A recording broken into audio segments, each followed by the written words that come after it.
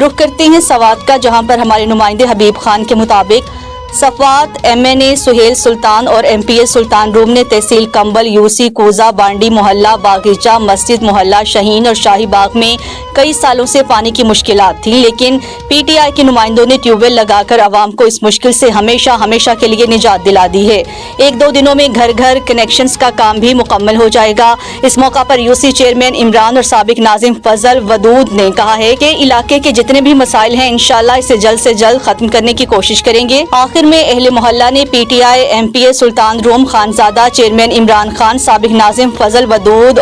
Worker बख्ती करम, आफ्ताब खान का शुक्रिया अदा किया और बहुत सारी दुआएं दी।